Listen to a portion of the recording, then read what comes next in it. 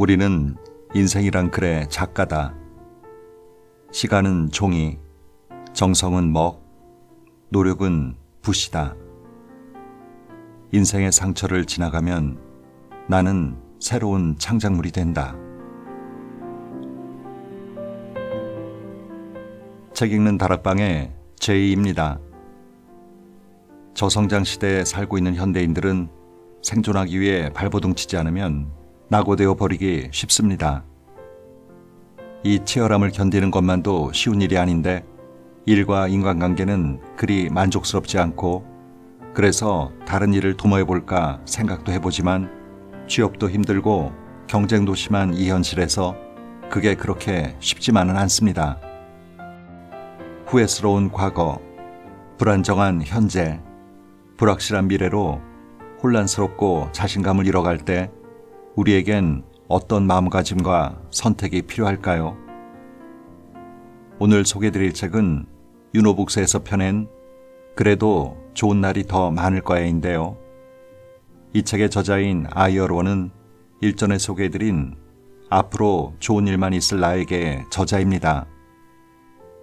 작가이자 사진가 또 투자가로 활동하면서 논리와 감각, 이성과 감성을 모두 겸비했다는 평을 듣고 있다고 합니다. 저자는 책 서두에서 이런 얘기를 합니다. 불안해하지 마세요. 잘못하고 있는 게 아니에요. 앞으로 나아가고 있기에 걸음이 느린 걸 염려하는 겁니다. 어떤 땐 노력하면 도리어 불안해진다. 노력하는 상태에서만 자신이 얼마나 부족한지 알 수 있고 자신이 놓친 젊음을 후회할 수 있기 때문이다. 지금 열심히 달리고 있는 사람은 주위에도 달리는 사람들이 많기 때문에 자신의 속도를 살필 수 있다. 그러나 더 나은 내가 되기 전까지 넘어야 할 문턱이 많다. 성장에서 필히 거쳐야 하는 과정이다. 끊임없이 과거의 나와 부딪혀야 하고 계속해서 미래의 나와 호흡을 맞춰야 한다. 가치 있는 것 치고 쉽게 얻을 수 있는 건 없다. 인생에서 막막함은 피할 수 없다. 심지어 자주 막막하다. 원하는 일을 결심하지 못하고 안정적인 일상을 포기하기 아쉽다.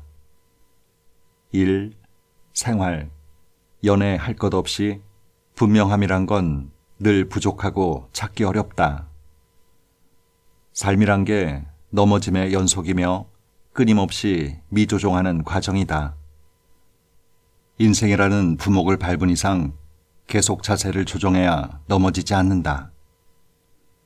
균형을 유지하려면 먼저 균형을 잃어야 하고 삶의 불확실성을 상쇄하려면 삶 속 뜻밖의 일들에 열심히 저항해야 한다. 조금 더 유연성을 발휘해 용감하게 삶의 고단함을 감당하고 외로움을 참아내 필요한 고독을 차분히 건너자. 더 좋은 날이 기다리고 있다. 저자는 지치고 힘든 우리의 어깨를 토닥여주듯 인생에 대한 조언과 긍정의 에너지를 글로 전하고 있는데요. 이 책은 1장, 그래도 좋은 날이 더 많을 거야. 2장, 나는 내가 잘 지내면 좋겠다. 3장, 넘어져도 다시 한 걸음 내딛는 비결. 4장, 우리 서로를 자유롭고 즐겁게 하자. 5장, 앞으로 나가기에 느린 걸음을 염려한다. 이렇게 총 5장 안에 용기, 자신, 노력, 관계, 그리고 태도에 대한 글 32편이 실려 있습니다. 그럼 책 속으로 함께 들어가 보실까요?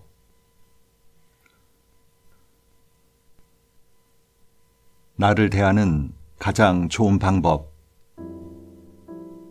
사람 노릇하기가 왜 이리 힘든가라고 생각해 본 적 있는가?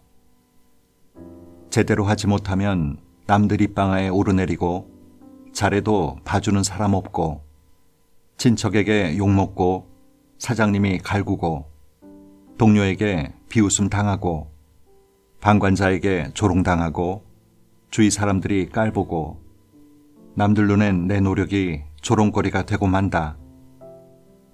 노력이 필요한 일은 모두 힘든 법이다. 가뿐히 잘 해낼 수 있는 일은 별로 없다. 몸에 화살이 박히는 것도 맨 앞에 설 용기를 냈기 때문이다. 이 세상은 참 살기 힘든 곳이다. 발버둥치며 버텨야 할 때도 있다. 상당히 노력해야 여유로워 보이는 삶을 살 수 있다. 지쳐 쓰러질 것 같은 일들을 처리해야 날 아끼는 사람에게 걱정을 끼치지 않을 수 있다. 삶이 나를 시험하지만 자신을 미워하라는 건 아니다. 더 노력해야겠지만 더 무력해지라는 건 아니다. 노력은 자기 부정을 위한 게 아니다. 아무리 노력해도 실패할 가능성은 있고 아무리 잘해도 깔보는 사람이 있다. 받아들이든 아니든 늘 존재하는 상황이다. 관건은 그들이 신뢰하는 사람이 되고 싶은가, 나 자신이 믿고 싶은 내가 되느냐다. 지쳤거든 천천히 가자. 이따금 멈춰도 괜찮다. 쉴 줄 모르는 사람은 앞으로 나갈 줄도 모른다. 밤은 길지만 언젠가는 동이 트고 길은 길지만 끝이 있다. 숨을 좀 돌리자. 사는 게 늘 좋을 순 없으니 더더욱 즐겁게 사는 법을 배워야 한다.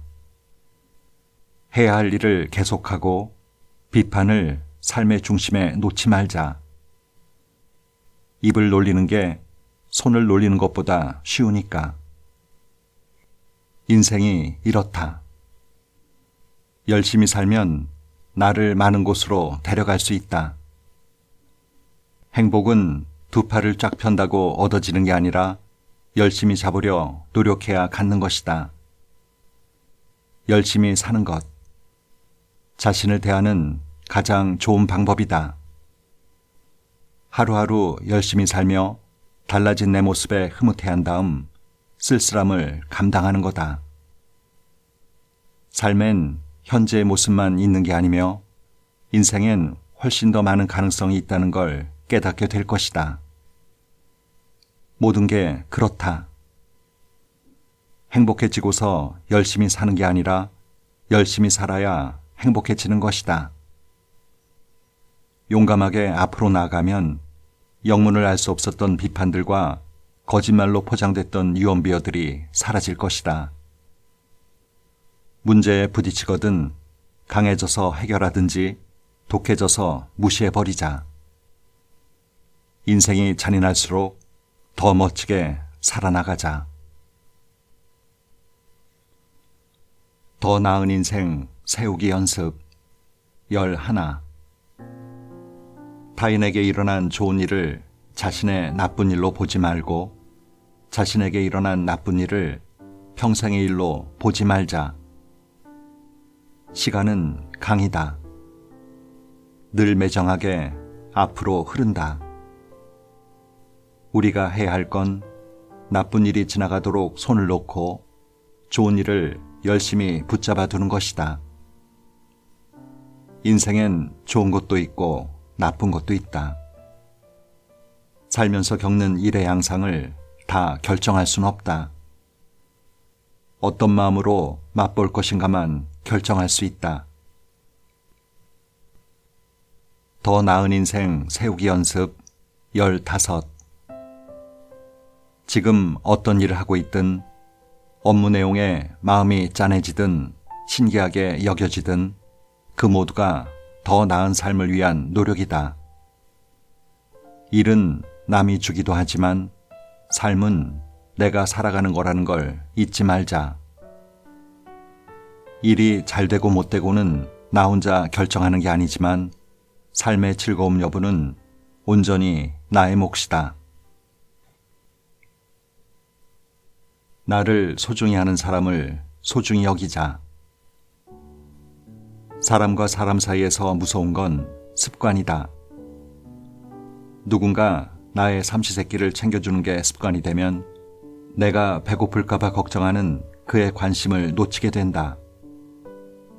누군가 더우면 더울세라, 추우면 추울세라 살뜰히 보살펴주는 게 습관이 되면 날 외롭게 두지 않으려는 그의 배려를 당연한 걸로 여기게 된다.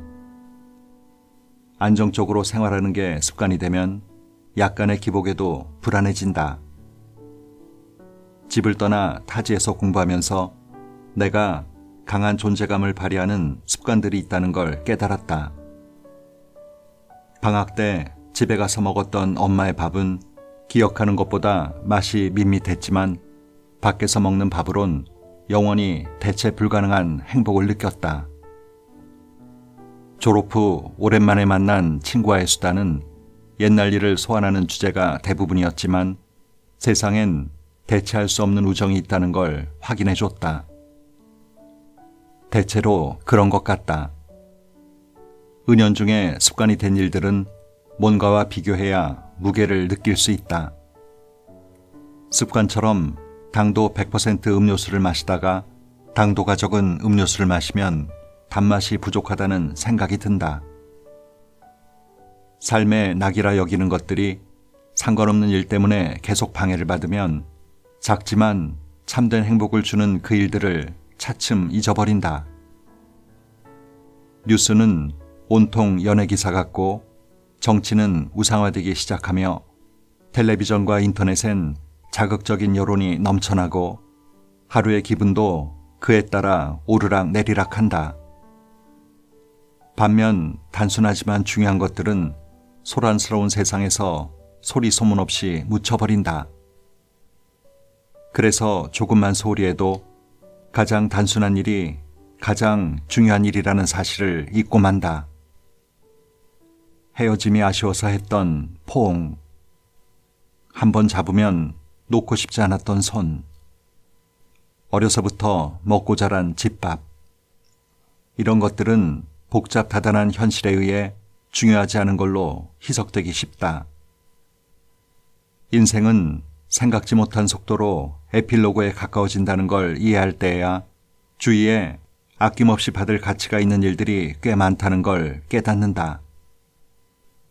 아름다운 일이 바쁜 일상 때문에 평범해지는 경우가 많다. 학생 땐 진수성찬 한 번이면 즐겁지만 사회생활을 시작하면 진수성찬도 공허함을 메워주지 못한다. 젊을 땐 업무에 진전이 있으면 자신을 긍정하지만 그 후엔 획기적인 성과를 이뤄도 기뻐할 거리가 안 된다. 더 이상 쉽사리 떠오르지 않는 아름다운 지난날, 한참 동안 못 본 가족, 바쁜 생활로 존재감은 모호해지고 어지간한 감동엔 느낌도 없다.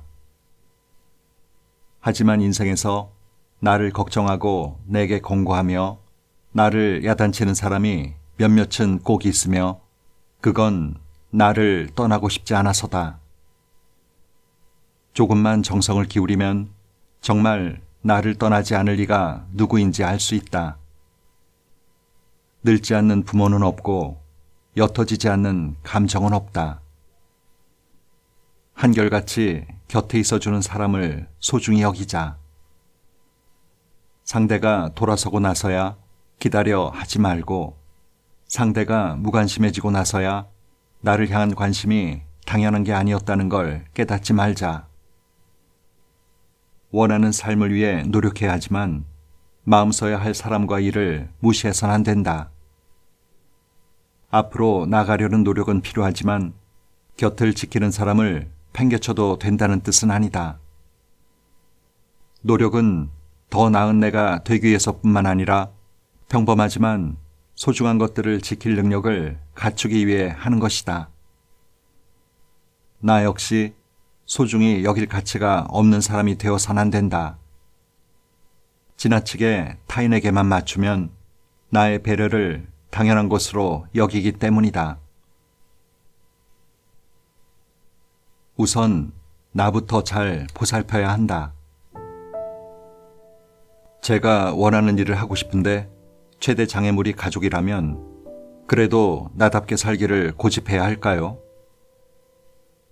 초청 강연에서 한 관객이 물었다.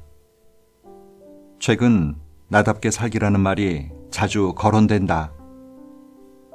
언론 매체에서 나답게 살기라는 주제로 진행하는 토론도 심심치 않게 보며 나 역시 상당히 공감하는 소재다. 토론 주제가 된다는 건 동의하는 사람도 있고 곤혹스러워하는 사람도 있다는 뜻이다. 곤혹스러워하는 사람들은 나답게 살기를 이기적인 각도에서 해석하고 비판하며 나답게 산다는 건 책임 회피의 핑계라고 생각한다. 다들 제멋대로 자기 위주로 살면 사람들이 하기 싫어하는 일들은 누가 책임지고 누가 희생할 건가? 내 생각엔 타인에게 상처를 줄 의도만 아니라면 모두 나답게 사는 법을 배워야 한다. 이건 책임을 지느냐 아니냐와 상관이 없다. 굳이 상관이 있다고 한다면 자기 자신에게 제대로 책임을 지는 것이다. 나는 인간관계에 대해 책임권이라는 개념을 가지고 있다. 심리학자 로빈 덤바의 사교 이론을 읽고 깨달은 내용이다. 책임권 개념을 설명하려면 세상에 나와 남, 딱 둘밖에 없다는 가정에서 출발해야 한다. 나는 말 그대로 자기 자신, 온전한 자신이다. 남은 나 이외의 사람으로 배우자, 자녀, 부모도 여기에 속하고 혈연 관계가 없는 사람들도 당연히 해당한다. 남은 여러 명이 있을 수 있지만 나는 영원히 딱 하나밖에 없다. 강조하자면 이외의 사람이란 적과 나를 구분할 때 습관적으로 사용하는 외부인과는 다르다. 이외는 나를 제외한다는 뜻이다. 책임권은 동심원이다. 동심원엔 중심점이 하나뿐이고 그 점이 바로 나 자신이다. 점이 밖으로 퍼지며 둥글게 원이 되고 우리가 한층 한층 맺어가는 인간관계도 이와 같은 모습이다. 중심에 가까운 동그라미일수록 나와의 관계가 친밀하며 갈등도 커진다. 각각의 층은 영원히 고정적인 관계는 아니며 인생 단계에 따라 달라진다. 이를테면 어릴 때 가장 가까운 첫 번째 동그라미는 부모다. 결혼하고 나면 첫 번째 동그라미는 배우자로 바뀌고 부모는 두 번째 동그라미가 되기도 한다. 나중엔 첫 번째 동그라미가 자녀로 대체될 수도 있다. 전체 생에서 이들은 나를 둘러싸고 있고 나는 이들에게 포위되어 있다. 보는 각도에 따라 판단하기 나름이다. 이 세상에 나와 남, 딱 둘만 있다. 나는 내 인생의 유일한 중심점이므로 나는 먼저 내 인생을 책임져야 하며 그 이후에야 남의 인생을 책임질 수 있다. 내게 책임질 의무가 있든 능력이 있든 마찬가지다. 꿈과 현실 사이에서 고민이 될 때 H는 외국계 기업의 중간 관리자다. 몇 년을 걸쳐 서서히 지금의 위치까지 올라왔다. 결혼한 지 10년이 넘었고 두 아이를 키우고 있다. 아내는 대학 시절 동아리 친구의 소개로 만났고 차츰 안정적인 관계로 발전했다. 졸업 후 군 복무를 마치고 직장에 들어갔다. 첫 회사에서 현재 회사로 옮긴 지 10년이 되어간다. 현재 급여가 동종업계 다른 직원보다 높긴 하지만 외국계 회사는 기업 문화 측면에서 보장이 약하다. 이 불확실한 느낌이 내내 그의 곁을 맴돌고 있다. 그는 이직 문제에 대해 아내와 여러 번 상의했지만 현실에 구애받다 보니 미적미적하다가 의견 일치를 보지 못했다. 표면적으론 이직을 하느냐 마느냐 하는 문제 때문에 공감대에 이르지 못했지만 표면 밑에 눌려있는 다른 문제가 있다. H는 바라는 게 있다. 퇴사 후에 관심사를 업으로 삼아보고 싶은 것이다. 그는 사진 찍기를 좋아하고 짬짬이 촬영 기술도 공부했다. 대학 때 둘이 만난 곳도 사진 동아리였다. 일거리만 잘 들어오면 수입이 생길 거고 적어도 직장에 들어가지 못할 걸 걱정할 필요는 없을 것이다. 평소엔 이 생각 때문에 괴로워 본 적이 별로 없었는데 현직을 떠난다고 하니 영원히 멈추지 않는 밀물과 썰물처럼 철썩철썩 그를 때렸다. 퇴사하려는 생각을 꼭꼭 잘 숨겼지만 가끔 기분이 처질 때면 아내와 의논했다. H가 행복하지 않은 건 아내도 알고 있었다. 아내 역시 남편이 현실에 고개를 숙이는 건 바라지 않지만 그렇게 큰 위험을 감수하고 싶진 않다. 남편이 사진 찍기를 얼마나 좋아하는지 잘 알기 때문에 사진 활동에 참여하고 여윳돈으로 기자재를 구입하거나 동호인과 교류하는 걸 지지해 주었다. 하지만 현재 가정 형편상 사진은 취미생활 수준에 머물러야 한다. 사표를 쓰고 한동안 수입이 없을 공백기를 생각하면 엄청난 불안감이 엄습한다. 더군다나 창업하고 1년 내내 집에서 일한다니. 내용면에선 H와 아내의 소통엔 별로 문제가 없지만 퇴직을 하느냐 마느냐에 있어서 이견이 있고 아직 타협할 수 없는 수준에 이르진 못했다. 그런데 이견이란 건 타협한다고 사라지는 법이 없다. 서랍 뒤에 내려앉은 먼지처럼 보이진 않지만 늘 쌓여 있다. 그날 밤 둘은 아주 심각하게 싸웠다. H가 포문을 열었다. 이 일에 흥미를 잃은 지 오래됐다고. 요 몇 년간 내가 억지로 버틴 거 몰라? 이렇게 가다간 내가 병이 날 것 같다고. 난 희생하지 않은 줄 알아? 난 하고 싶은 일도 없어. 당신도 하고 싶은 일이 있는 거 알아. 우리 집을 위해 얼마나 수고하는지도 알고. 그러니까 내가 집에서 일하면 아이들과 더 많이 놀아줄 수 있잖아. 그건 이상적인 경우지. 성공하지 못하면. 성과가 그저 그러면 포기할 거야? 1년은 나갔는데 직장을 구하지 못하면 그 뒷감당은 어찌할지 생각해 봤어? 그 후의 전개는 많은 이가 공경에 직면했을 때와 크게 다르지 않다. 많은 만약과 많은 문제가 열거됐다.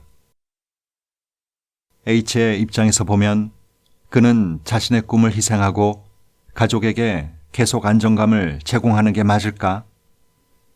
그럼 H가 자기 인생에 대해 느끼는 불안정감은 어떻게 해야 하는가? 아내의 입장에서 보면 그녀는 불안정한 수입으로 인한 불안감을 견디며 어쩔 수 없이 남편 뜻대로 해야 하는가? 그럼 자신이 미래에 거는 기대는 어찌 되는가? 아이들을 지키고 싶은 모성을 억눌러야 하는가? 이러지도 저러지도 못할 문제다.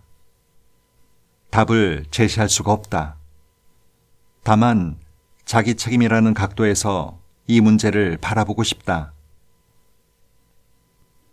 나답게 사는 건 회피가 아니라 책임이다. 감정면에서 독립적인 사람이 되어보자. 저마다 자신만의 과제가 있다. 독립해야 분리될 수 있고 분리해야 자신을 책임질 수 있다. 배우자 관계가 좋은 예다. 둘은 자신의 가정을 위해 더 많이 희생한다고 생각하고 상대가 자신의 희생을 더 많이 알아주길 기대한다. 하지만 둘 다 자신이 감당해야 할 역할을 인지하고 독립적인 마인드로 자신의 과제에 맞서며 남김없이 책임을 감당해야 한다. 그래야 감정적으로 얽힐 일이 없고 배우자의 노고를 더 고마워하게 된다. 자신의 과제를 독립적으로 처리하면 함께함으로써 서로의 인생이 더 깊어지고 손을 놓음으로써 인생이 더 넓어진다는 걸 깨닫게 된다. 부모와 자녀 관계도 그렇다. 부모는 아이에게도 독자적으로 결정할 권리가 있다는 걸 존중하고 아이가 원하는 게 뭔지 또 감당해야 할 책임은 뭔지 스스로 발굴할 여지를 줘야 한다. 아이도 부모가 아이를 걱정하는 본성을 포기할 수 없는 존재라는 걸 존중하고 부모가 왜 늘 자기 때문에 마음을 졸이는지 부모의 입장에 서서 이해해야 한다. 가정마다 방침이 있고 가치관이 다르므로 옆에서 간섭할 권한은 없다. 하지만 각자에게 독립된 과제가 있다는 건 똑같이 적용된다. 관건은 관계를 받아들였다면 책임을 져야 한다는 것이다. 자신의 선택이고 인생이기 때문이다.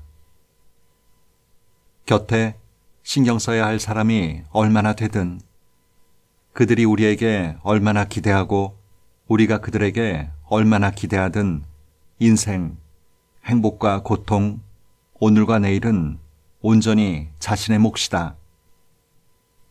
누구도 나를 대신해 책임질 수 없고 책임져서도 안 된다. 어떤 상황에서도 나 자신이 책임권의 유일한 중심점이라는 사실을 이해하면 남과 나의 책임에 모호한 공간이 생기지 않는다. 내가 원하는 게 뭔가? 내가 감당할 수 있는 책임은 어느 정도인가? 내가 감당하길 남이 기대하는 책임은 뭔가? 꼭 감당해야 하나? 감당하지 않을 이유가 있는가? 반복해 스스로 묻고 답하면서 자신의 책임을 명확히 밝히고 자신의 선택을 분별하게 된다. 또 책임을 져야 할 때 더 이상 희생이라는 부분을 부정적인 시각으로 바라보지 않게 된다. 그렇지 않다면 어쩔 수 없이 책임을 짊어지고 마음에 언제 터질지 모르는 감정 폭탄을 묻은 채 지내다 어느 날 폭탄이 터지면 뼈도 못 추리는 지경이 될 것이다. 모두가 나답게 살아야 할 이유가 여기에 있다. 책임을 회피하는 게 아니라 나를 제대로 인식하는 것이며 내가 선택한 인생과 내가 보살펴야 할 사람을 끝까지 책임지는 것이다. 여기엔 우선 나를 잘 보살펴야 한다는 전제가 따른다. 그래야 다른 사람을 보살필 능력이 생긴다. 우리는 모든 관계에서 완전한 내가 되어야 하고 독립적인 능력을 가지고 서로의 관계를 대해야 한다. 내가 상대에게 잘해주는 건 스스로 원해서 하는 일이라는 걸 알아야 하고 상대가 내게 잘해준다고 채무감을 느낄 필요는 없다. 서로 자유롭게 서로를 즐겁게 하자. 하늘 아래 사람이 아무리 많아도 당신을 이해하는 건 몇몇 뿐이다. 겉으로 드러나는 성공 여부는 남들이 정의하는 것이고 내면적으로 잘 지내고 있는지는 나만 안다. 그리고 나만 결정할 수 있다. 본문에 있는 글인데요. 짧지만 많은 공감을 하게 하는 글이네요. 진정한 성공 여부는 남의 평가가 아닌 내가 내린 나의 결정과 평가일 겁니다. 지금은 경기 중이고 아직 경기는 끝나지 않았습니다. 마지막 순간에 나의 삶이 만족스러울 수 있도록 오늘도 좋은 하루 보내세요.